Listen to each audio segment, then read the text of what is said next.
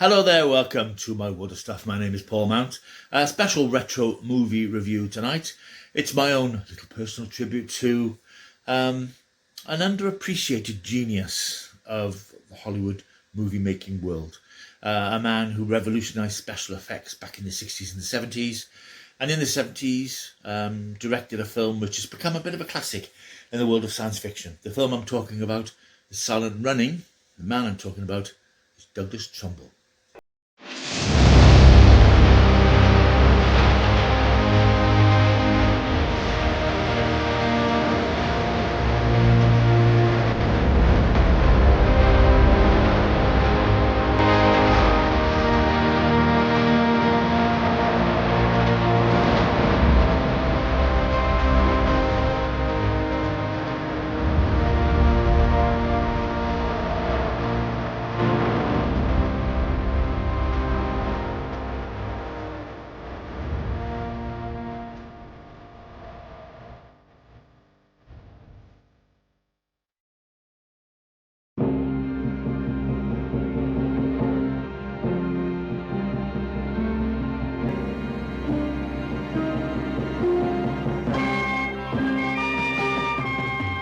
Space convoy on a strange voyage, carrying a rare cargo.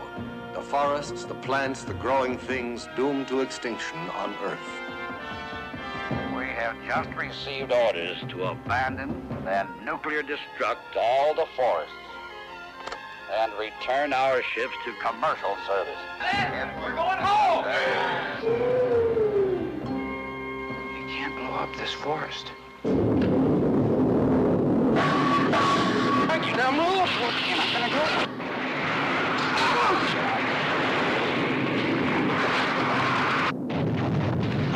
go. Silent Running. Douglas Hunt Trumbull was born on April the 7th, 1942, and he passed away on February the 7th of this year. He's an American film director, better known for his special effects works, and he was also an inventor. He worked on landmark science fiction films such as 2001 Space Odyssey, where he developed some of the revolutionary visual effects sequences, Close Encounters of the Third Kind, Star Trek the Motion Picture, Blade Runner, and many more. He was absolutely a revolutionary in the film industry. He directed two films. He directed a film called Brainstorm and the better known Silent Running, which is actually 50 years old because it came out in 1972.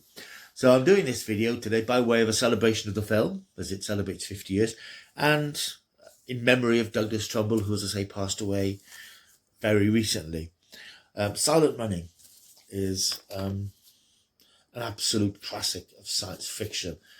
And interestingly, I've just watched the film again, and I've watched one of the special features, which is an interview with Bruce Dern, who plays the main character, Lowell Freeman.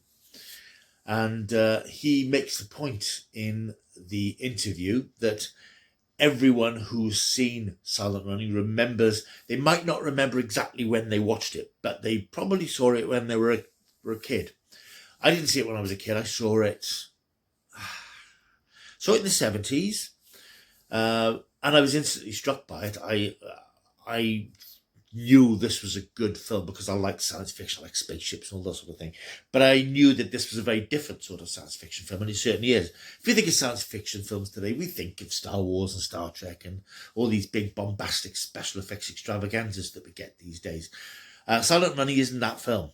Not at all, not by any means. It's the same. It was made in 71, released in 72.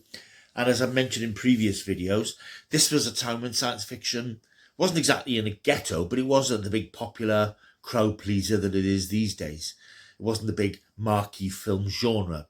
It was still very much a niche form of film entertainment.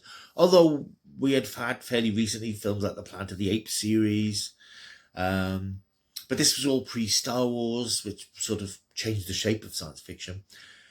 What Silent Running is, it's a proper science fiction film. It's a film that does what science fiction at its best should do, and it's a sort of it's a parable, if you like, and it's very much a very prescient film.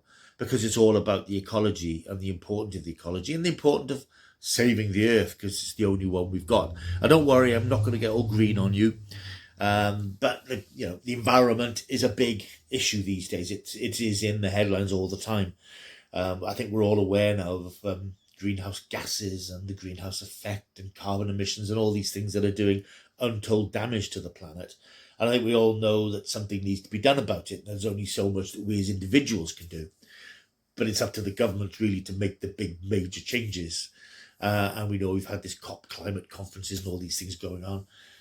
Not a lot of progress seems to be made. But it's interesting that this film made 50 years ago was highlighting issues that are still relevant today. And as I think, again, somebody mentions in the film, nothing's going to change until somebody does something about it. And it's amazing that this was something that was, in the minds of people way back in the 1970s. The film, then, if you've never seen it, is set in the future.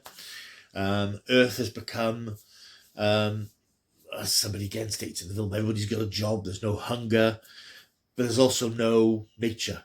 All that's been presumably tarmacked over, and it's a big grey concrete nowhere place where the environment has died, but the human race still survives.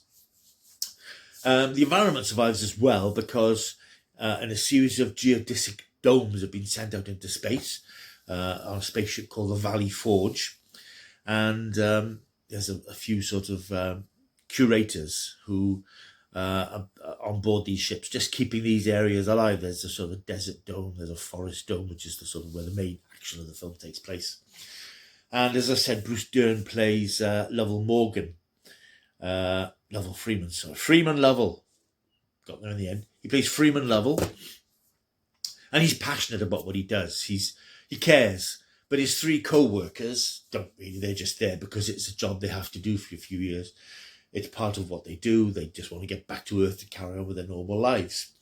And again, as he points out at one point in the film, they're not his friends, but he likes them as people. But he's a different sort of person to them. They're there. We start off the film with them racing around these huge metal sort of corridors of the spaceship on these buggies, just passing the time by playing dodgems, basically. But Freeman is a bit more thoughtful than that. He's a bit more concerned about his job and what he's doing, and he tends and looks after his plants. He's aware that a message is going to come through from Earth soon. And it's the worst possible message for Freeman because they're told that the domes and the environments have to be destroyed by nuclear bombs, and the freighter, the Valley Forge itself, has to be returned to commercial use. Freeman's obviously not happy about this, and after several of the domes are destroyed, he decides that no, he's had enough. He's not going to let the forest dome, the green verdant forest dome, which is full of plant life and animal life, he's not going to let that be destroyed. And he takes a certain course of action, which is sort of a path of no return for him. And he ends up alone on the Valley Forge with these three robots. And you'll know the robots, these little box type robots called Huey. Well, he dubs them Huey, Dewey, and Louie, although Louie is actually, unfortunately, lost in space before he actually names them all. And he is alone now in this remaining dome, travelling through space. He navigates a potential disaster around the rings of Saturn and zooms off into space. He doesn't think he's ever going to be rescued. And there's sort of scenes where he's not exactly descending into madness, but he's sort of becoming isolated. He's only got these robots for company, and he's sort of becoming a little bit eccentric, so we say. The film ends in, it's a sort of a tragic ending, but it's a beautiful sort of ending. He gets a message from a rescue ship that's on its way. They've been tracking him. They've managed to find him. But he realizes that when they find him, they're going to discover what he's done. He's had to do certain things in order to protect the dome. And the dome itself is probably going to be destroyed. So he takes the only course of action that he can, which is tragic. But it's beautiful at the same time. And the film ends with a sort of a beautiful, poignant sequence of the last survivor of the Valley Forge carrying out its duties forever. It's a remarkable film. I know that this is a favourite film of one of my favourite film critics, Mark Kermode. He waxes lyrical about it very often.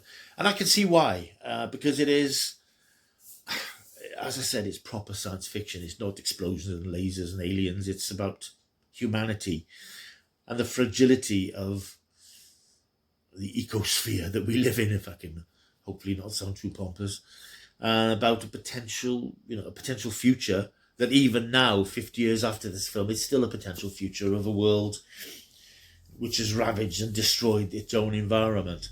It's a very thoughtful piece. It's not, if you go into this, you've never seen it, and you want bang and flash and fights and spectacle. The effects are brilliant because that's what Douglas Trumbull did. The spaceship sequences are majestic. You can see they've got that sort of connection with the work he did in 2001. But it's a very thoughtful film. And I think that's the sort of filmmaker that he was or would have been if he'd had more success, if he'd made more films. But it's unique. There's no other science fiction film quite like Silent Running because it's, as I said, it's not about the spectacle and the action and the explosions. It is a contemplative piece about humanity and being a human being, as they say, being human. Highly recommended film. I'm going to give it a big fat 9 out of 10. Why not a 10, you cry, if it's so good? I don't know, actually. I think possibly, although I'm quite happy to watch a film that's got a more measured pace, I think some people might find it a bit slow.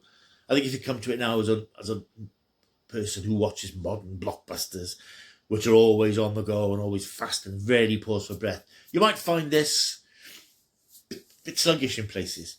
But I think if you've seen it before, you'll know how beautiful it is. And if you can adjust your expectations and adjust what you want from these sort of films, a science fiction film, if you're prepared to watch a science fiction film that is about story and people and not about the spectacle, although that, as I said, the effects are great. Thank you for watching this video, this retro review, one I wasn't expecting to do, but the subject of Douglas Trumbull's passing came up in the podcast I did this week with my friend Scott, and I thought, I haven't seen Silent Running for quite some time. When I realised it's 50 years old, it all seemed right. Okay, right, hope you've enjoyed this. Let me know if you've seen Silent Running. Comment down below what you think of the film if you haven't seen it. If you plan to watch it, do so. I can't recommend it highly enough. Like and subscribe, all that sort of caper. Till I see you next time, keep taking the stuff.